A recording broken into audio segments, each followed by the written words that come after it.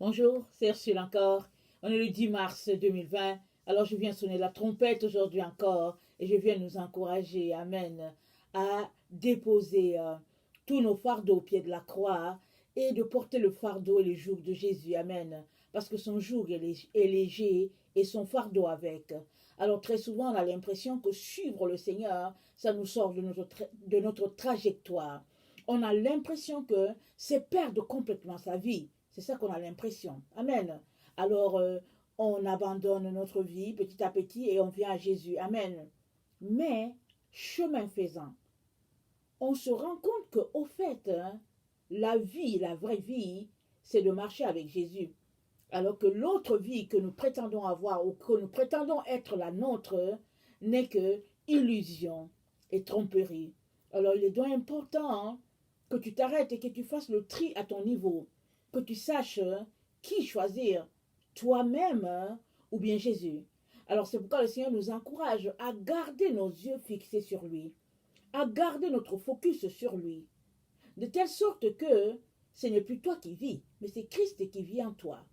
À partir de ce moment, la lumière que tu es, qu'il a allumée, il peut la élever, il peut la mettre à une hauteur, les autres vont voir cette lumière et venir à la lumière. Amen. À partir de ce moment, il peut se servir de toi, t'utiliser pour sa gloire.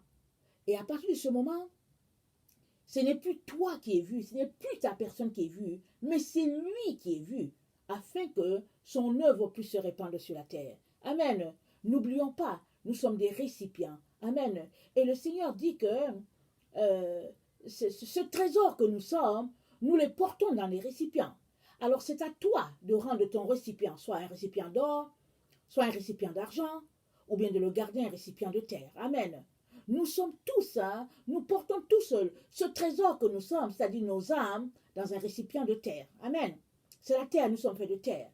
Mais le travail que nous en faisons de ce corps-là fait que nous le rendons un récipient d'or, un récipient d'argile, ou bien nous le gardons de terre uniquement. Et de sorte que, une fois que la vie n'est plus là, la terre retourne à la poussière, retourne à la poussière. Par contre, si nous travaillons tellement sur notre esprit, sur notre âme, de telle sorte que la chair soit sous nos pieds, alors ce récipient que nous sommes deviendra de l'or ou bien de l'argent et que le Père pourra utiliser pour sa gloire. Je vous le souhaite, Amen, grandement, que le Seigneur bénisse sa parole. Alors aujourd'hui, je viens parler de l'heure de la séparation qui approche tranquillement. Amen. Tranquillement, c'est l'heure de la séparation. Alors souvent, on a l'impression que ça ne viendra jamais. Ou bien les autres qui ne marchent pas avec le Seigneur, qui marchent clopin avec le Seigneur, se disent que on sera toujours ensemble. Mais ce n'est pas vrai. On ne sera pas toujours ensemble. Les enfants, ou bien tous ceux qui se réclament enfants de Dieu, ne marcheront pas toujours ensemble. À un moment donné, Dieu lui-même fera la séparation. Amen. Alors, on ne parle ici, je ne parle pas de la séparation de l'enlèvement. Je ne parle pas de ça. Ça va arriver.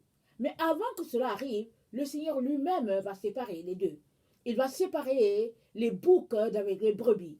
Il va mettre une ligne claire et nette entre les deux.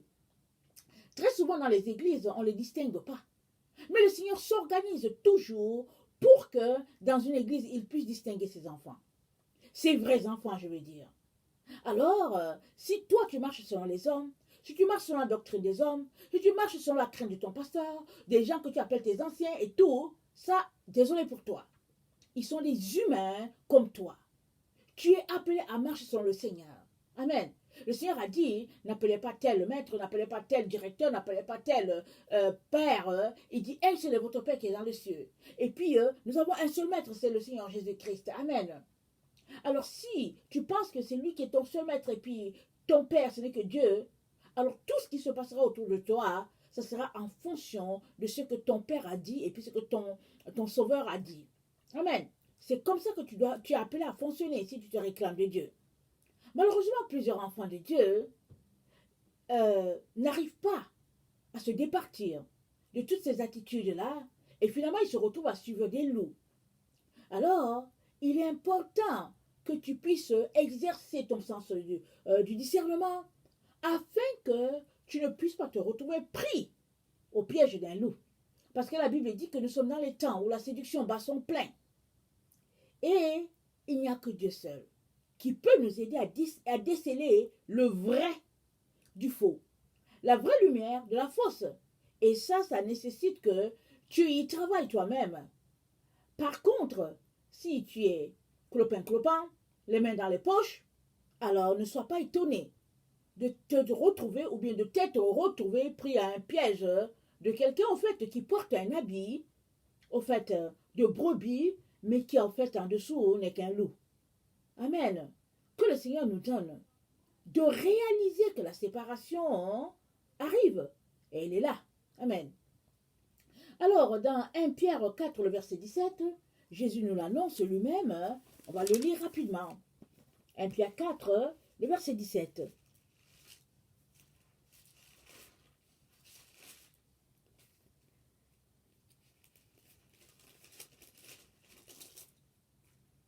Car c'est le moment où le jugement va commencer par la maison de Dieu. Or, si c'est par nous qu'il commence, quelle sera la fin de ceux qui n'obéissent pas à l'évangile de Dieu? Amen. C'est le moment où le jugement va commencer par la maison de Dieu. Alors ça commence par la maison. Amen. On commence à nettoyer le linge sale en famille. Amen. Le jugement commence par la maison de Dieu. Alors quand Dieu juge, qu'est-ce qu'il fait? Il fait une séparation. Amen. Rappelons-nous, la parole de Dieu est une épée à double tranchant. Elle sépare jointure et moelle. Voilà, elle sonde les cœurs. Elle fait la séparation quand la parole de Dieu est donnée. Alors très souvent, qu'est-ce que Dieu fait? Il donne sa parole. Il envoie, il donne sa parole. On dit, il donne sa parole et il les guérit. Il envoie sa parole d'abord. Il peut utiliser quelqu'un, peu importe, il envoie sa parole pour faire la séparation. Ceux-là qui craignent Dieu, ils entendent sa voix. La Bible dit, mes brebis entendent ma voix. Amen. Et ils ne suivent pas un étranger. Alors si tu ne suis pas Jésus-Christ, si tu ne suis pas ce qu'il te dit, c'est parce que tu n'es pas sa brebis. C'est pas compliqué. Tu as beau dire que tu es sa brebis, à partir du moment où tu ne le suis pas, tu prouves devant tous que tu ne l'es pas. N'oublie pas, les anges sont partout. Ils notent tout ce que nous faisons. Alors tu es enfant de Dieu si et seulement si tu suis ce qu'il te dit. Tu obéis à ce qu'il te dit. Tu prouves que tu es son enfant. Amen. Parce que tout enfant obéit à la voix de son père. Il obéit à son père, il obéit à ses parents. Amen. Il obéit à sa mère. Tout enfant. Mais si tu n'obéis pas, c'est parce que tu n'es pas son enfant. Pas compliqué. Alors, c'est ça. Et le psaume 26, le verset 9, on l'a vu dans la vidéo d'hier. Le psaume 26, c'est David qui crie à Dieu, qui lui dit, sonde-moi et prouve-moi. David crie ainsi à l'Éternel. Et, au verset 2, il dit, sonde-moi, Éternel, et prouve-moi, fais passer au creuset mes reins et mon cœur. C'est à toi de crier au Seigneur de te sonder, parce qu'il te sonde toujours. Mais à partir du moment où tu es ouvert à ce qu'il fasse un travail en toi, alors crie à lui, il viendra, parce qu'il n'usurpe pas ta volonté. Il t'encourage à lui soumettre ta volonté, afin qu'il puisse travailler en toi. Mais si tu refuses, il respecte, puisqu'il nous a donné le libre arbitre. Amen. Au verset 9 du psaume 26, c'est dit, n'enlève pas mon âme avec les pécheurs, ma vie avec les hommes de sang. Parce que Dieu exerce un jugement ici. Dieu va exercer un jugement. Et tous ceux-là qui ne marchent pas dans la droiture seront ôtés de la terre. Il va les enlever. Parce qu'ils polluent la terre. Ils ont démontré leur méchanceté. Ils seront ôtés comme Satan qui sera lié pendant 1000 ans. Donc, tous ceux qui exercent la méchanceté seront ôtés avec, en tout cas, celui-là qui fait régner la terreur sur la terre. Il y aura 1000 ans de paix sur la terre. 1000 ans. Amen.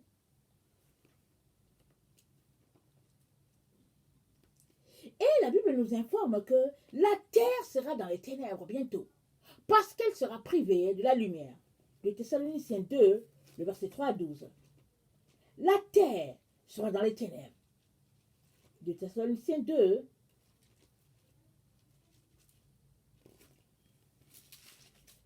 le verset 3 à 12.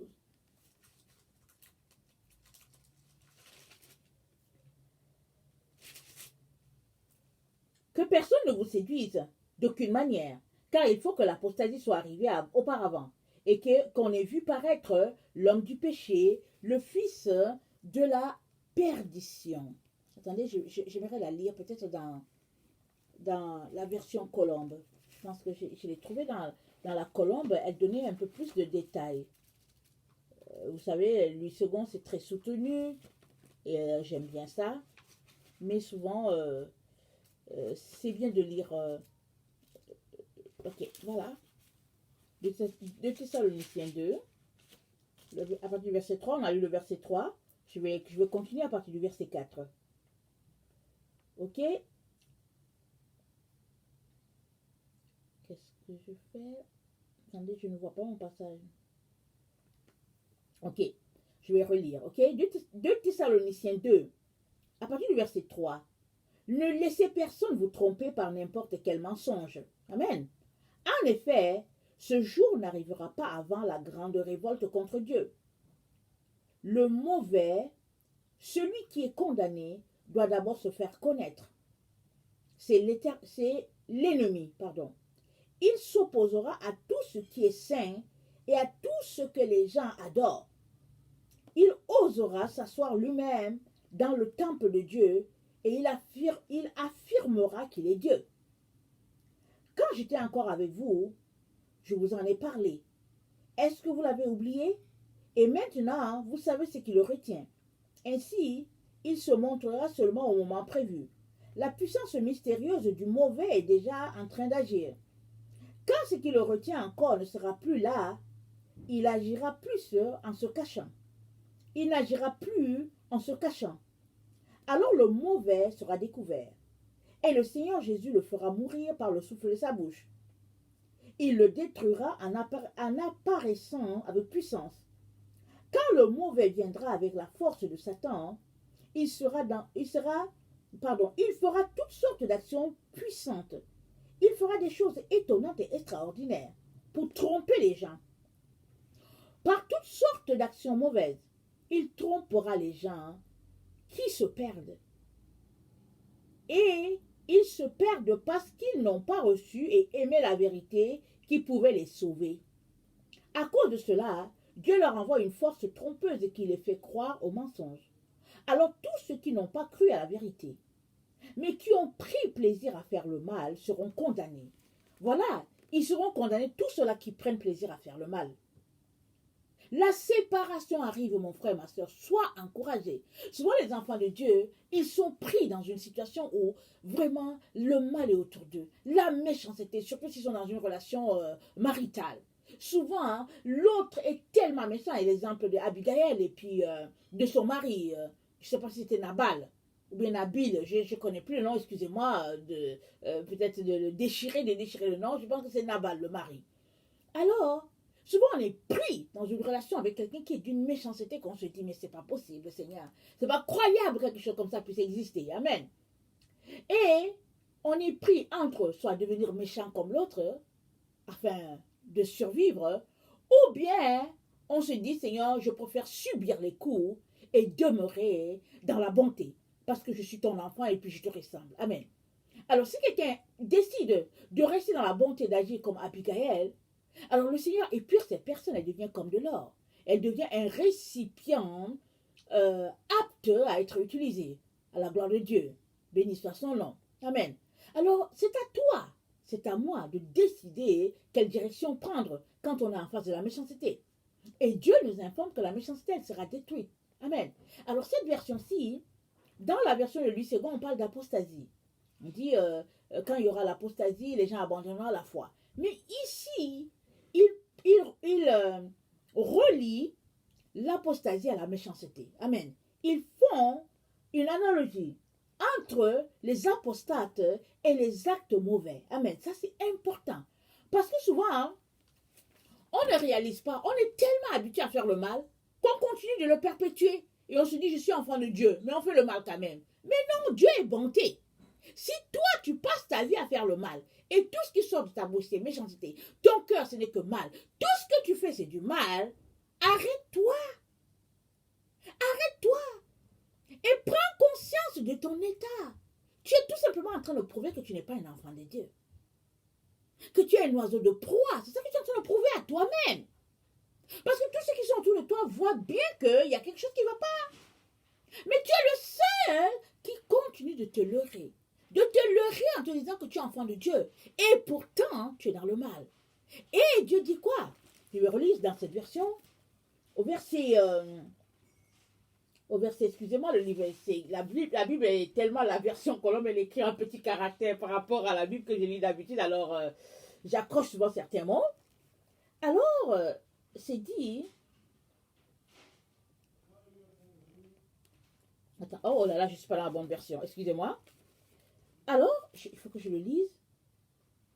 Quand, le verset 9, 2 Thessaloniciens 2, le verset 9, quand le mauvais viendra avec la force de Satan, il fera toutes sortes d'actions puissantes, il fera des choses étonnantes et extraordinaires pour tromper les gens. Il fait des choses extraordinaires pour tromper les gens. Dans notre temps, on va dire waouh. Il y a des gens qui disent waouh, est-ce que tu as vu ça? Waouh. Ils sont là, ils regardent et oh, c'est la magie, c'est la sorcellerie. Et puis ils sont là, ils applaudissent, ils disent waouh. Et Dieu appelle ça méchanceté. Dieu appelle ça mal. Amen. Il dit toutes sortes d'actions mauvaises. Il trompera les gens qui se perdent. Il trompe juste ceux qui se perdent. Et ils se perdent parce qu'ils n'ont pas reçu et aimé la vérité qui pouvait les sauver. Amen. Parce qu'ils n'ont pas aimé la vérité qui pouvait les sauver, alors ils se perdent. J'espère que tu es quelqu'un qui aime la vérité. Et que si tu es quelqu'un qui a tes pattes trempées dans le mal, ou bien en train de marcher avec ceux qui aiment le mal, enlève tes pieds. Ne les suis pas. Sépare-toi d'eux. Prends tes distances. Parce que ce n'est pas possible de vivre dans le mal, de marcher dans le mal, de consommer le mal et de te réclamer enfant de Dieu et de croire que tu feras partie de ceux-là qui vivront dans sa maison. Ce n'est pas possible. Ce n'est pas possible. Amen. Rappelons-nous, quand Caïn a tué Abel, au fait, non seulement il n'a pas demandé pardon, alors il dit à Dieu, mais est-ce que je suis le gardien d'Abel? Pourquoi tu me demandes après Abel? Et après, il vient encore se plaindre. Il dit que oui, tu as laissé une marque sur moi. Voilà, il se plaignait. Et puis Dieu lui a dit, écoute, Dieu lui a dit, j'ai laissé une marque sur toi. Et les gens vont chercher parce que Caïn voulait mourir. Dieu a dit, j'ai laissé une marque sur toi. Mais tu ne mourras pas. Il n'y a personne qui va te tuer. Parce que le mal de Caïn, non seulement était consommé, mais il ne se repentait pas. Nous savons que Dieu est le Dieu de la repentance. Dieu demande toujours pardon. Dieu nous donne toujours de demander pardon. Il s'attend toujours à ce qu'on vienne demander pardon. Parce qu'il est le Dieu de compassion. Il est le Dieu qui est pour la repentance. C'est lui qui nous a montré le chemin de la repentance. Il nous encourage à nous repentir. Il nous encourage de sortir de nos mauvaises voies. Alors ce n'est pas possible qu'il ait fermé la porte à Caïn. Non. Si Caïn était là en train de tourner, et puis Dieu dit que les gens vont te voir, ils ne vont pas te tuer, c'est parce que Caïn était enraciné dans le mal. Il justifiait son mal, et il cachait son mal, et voilà, il voulait mourir. Dieu dit non, en tout cas, personne ne va te tuer. Je vais m'organiser pour qu'on ne te tue pas. Alors, le mal, ce n'est pas quelque chose qui sera trouvé dans la maison de Dieu, dans la présence divine. Si tu pratiques le mal, si tu aimes la méchanceté, si dans ton cœur il n'y a que méchanceté, calomnie, toutes les mauvaises choses qui existent, repens-toi parce que tu vas continuer de grandir dans ton mal. Tu vas continuer d'exceller dans ton mal à tel point que tu ne t'en sortiras pas. Pourquoi? Parce que tu es quelqu'un qui n'aime pas la vérité. Et la vérité, c'est quoi? Jésus-Christ nous encourage à laver l'intérieur de la coupe. Alors c'est comme ça qu'on sera purifié. Ne lave pas juste l'extérieur. Aujourd'hui, au fait, plusieurs s'évertuent à laver l'extérieur. Ils nettoient l'extérieur, un peu comme le temps des pharisiens. Amen. Ils nettoient. Mais l'intérieur, Jésus dit que c'est à l'intérieur qu'il y a plein de saleté. Et que ce qui souille une personne, ce n'est pas ce qu'il mange, mais c'est ce qui sort de sa bouche qui le souille. Alors qu'est-ce qui sort de ta bouche? Parce que de la bouche de l'abondance du cœur, la bouche parle. Ce qu'il y a dans ton cœur pleinement, c'est ça qui sort. Si c'est la méchanceté, c'est ça qui va sortir. Et Dieu te donne l'occasion de te repentir, de retourner à la vérité, de peur que tu ne sois coupé. Parce que c'est le moment où Dieu exerce le jugement à partir de sa maison. Le jugement commence par la maison de Dieu. Amen.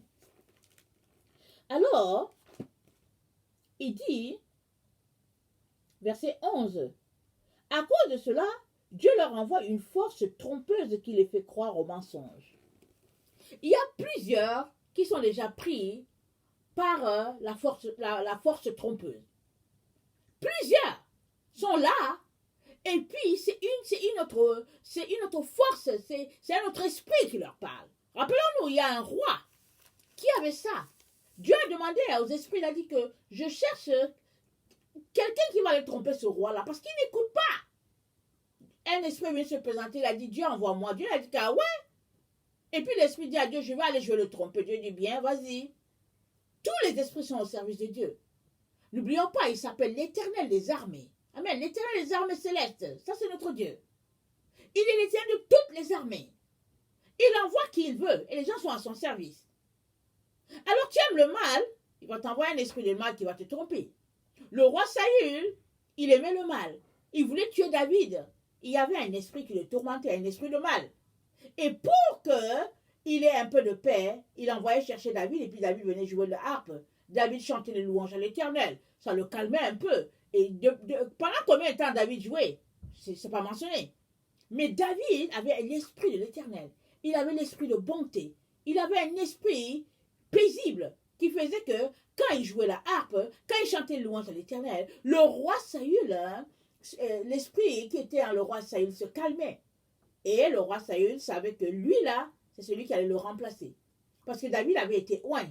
Et dans des zones comme ça, en tout cas, quand le sacrificateur entre dans la maison de quelqu'un, tout le monde est au courant. Tout le monde a fini par savoir que Samuel est entré dans la maison de Isaïe et il a oint le petit David. Et tous savaient que David allait devenir roi. Mais David a essuyé tellement la méchanceté de la part du roi Saül qu'il se cachait dans les cavernes. Et Dieu a testé David à plusieurs niveaux. Un jour même, David a pu couper le pan de l'habit du roi parce que le roi était entré là pour ses besoins. Amen. Et David était dans la même caverne. Et les gens ont dit à David, tue-le. Voilà, ton ennemi est là. David a dit non. Loin de moi, hein, la pensée même de mettre la main sur loin de l'Éternel. David a juste coupé le bout. Et finalement, il a nargué le roi. Il a dit, voici le bout de ton habit, je l'ai coupé. Si je voulais te tuer, j'allais te tuer. Amen. Et jusqu'à la fin, jusqu'à ce que David vienne régner, David n'a pas tué le roi Saül. Amen. Il a marché dans la bonté et il a agi comme l'esprit qui en lui devait agir. Amen. Et le roi Saül a excellé dans la méchanceté. Il a agi comme l'esprit qui était en lui agissait. Alors tu ne peux pas marcher en dehors de ce qui te conduit. Si l'esprit qui est en toi est un esprit de méchanceté, change, appelle Dieu au secours. Appelle Dieu, dis-lui de venir dans tes ténèbres. Dis-lui de venir te laver, te purifier. Dis-lui de venir te visiter. Pardon, afin que tes ténèbres soient changées en lumière. Parce que d'aucune manière, tu ne te retrouves dans la présence de Dieu. C'est dit dans la parole de Dieu.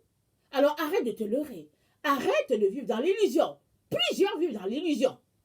Alors sors de l'illusion et sois éclairé par la lumière divine. Amen.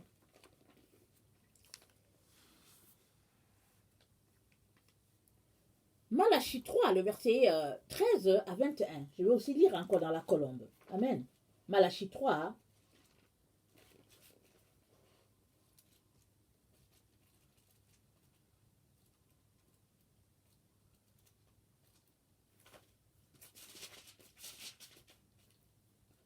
Malachie 3, 13 à 21.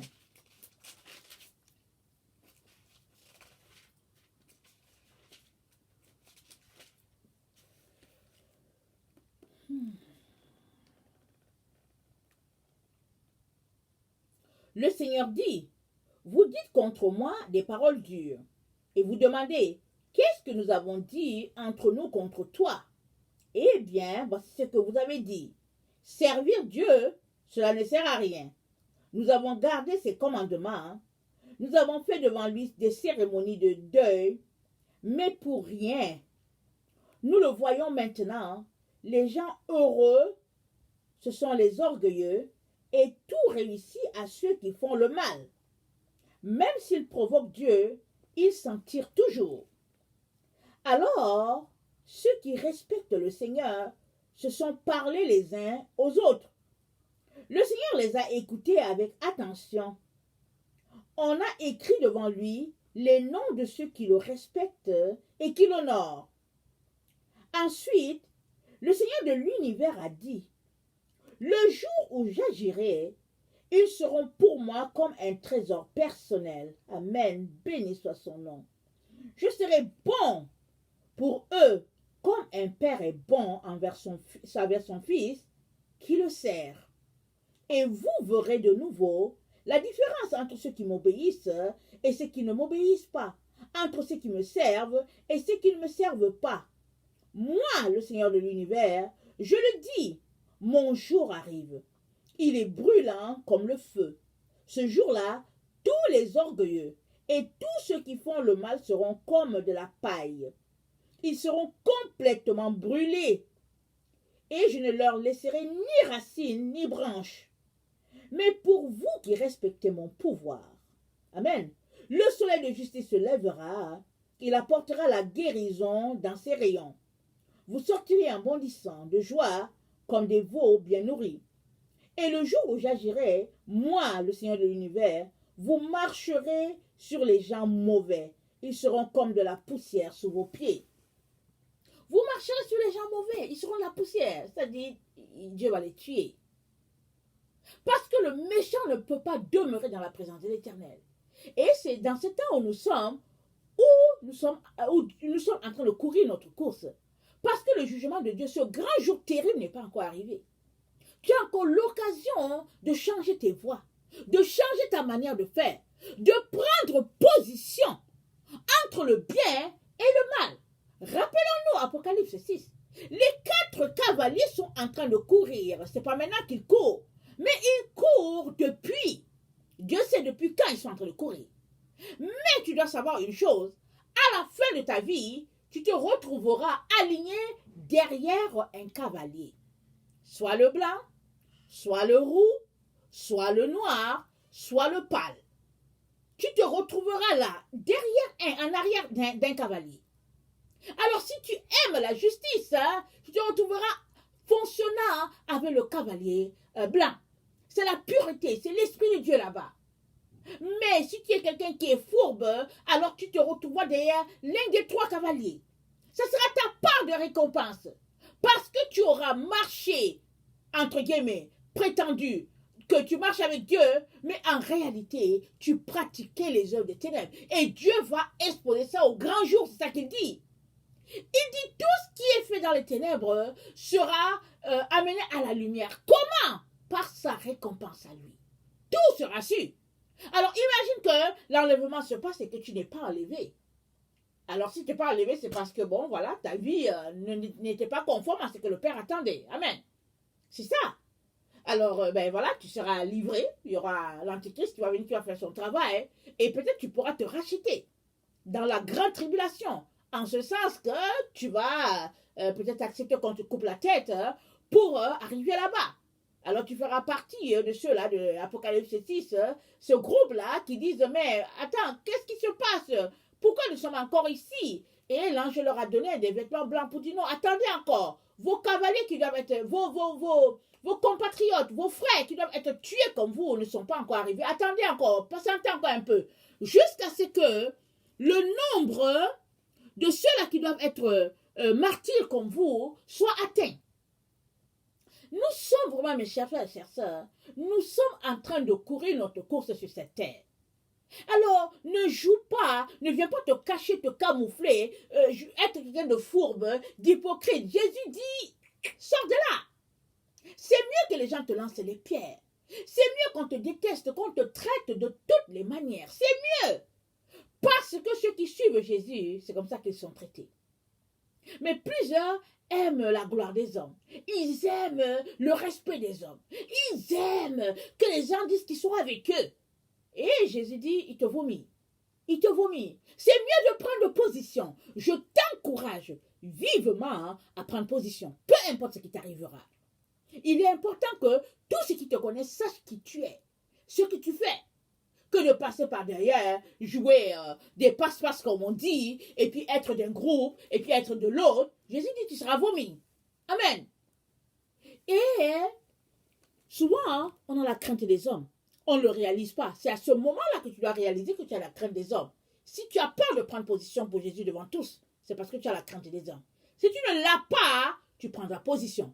Tu entendras la voix de Dieu et tu marcheras selon ce qu'il te dit. Peu importe. Peu importe. Il a souffert pour toi. Pourquoi ne souffrirais-tu pas aussi pour lui? Il a souffert. Il a donné tout ce qu'il avait. Il s'est vidé de son sang pour toi. Alors, c'est quoi qui te fait mal? Juste les moqueries des gens? Les injures? C'est pas grave. C'est pas grave. Moi, je suis contente quand on m'insulte, quand on me traite de... Je suis trop contente. Je dis, oh, merci Seigneur. Merci Jésus. En tout cas, mais il a fallu que je fasse un chemin dans ça. Il y a des années, c'était pas comme ça. Amen. C'était pas comme ça. Mais j'ai compris, j'ai saisi que ce qui marche avec le Seigneur, ils ne seront appréciés de nulle part. Et souvent, ceux qui leur lancent les pierres, c'est ceux-mêmes qui disent qu'ils sont leurs frères et leurs sœurs en Christ. C'est eux-mêmes. Mais c'est pas grave. Parce que ils ne savent pas ce qu'ils font, comme dit Jésus. Il faut juste prier pour des gens comme ça. Demander à Dieu d'avoir pitié d'eux, d'avoir compassion. Parce que les Écritures sont vraies pour tout un chacun. Alors, si tu as un frère, si tu as une sœur qui te traite de la manière qu'elle ne devait pas te traiter alors qu'elle se réclame de Christ, en tout cas, prie pour elle. Parce que c'est grave. Amen. Parce que ceux-là qui sont de Christ ne traitent pas les autres avec méchanceté. Ils se soutiennent dans la douleur, dans l'épreuve, parce qu'ils savent qu'ils appartiennent au Père et ils sont les personnes les plus détestées de la terre. Amen. Que le Seigneur bénisse sa parole et qu'il te donne de réaliser que nous sommes à l'heure de la séparation. Les brebis seront séparées des boucs. Dieu lui-même mettra une ligne entre les deux. Je prie que tu sois trouvé être une brebis. Soyez bénis. Je vous aime beaucoup et Dieu davantage. Maranatha. Merci.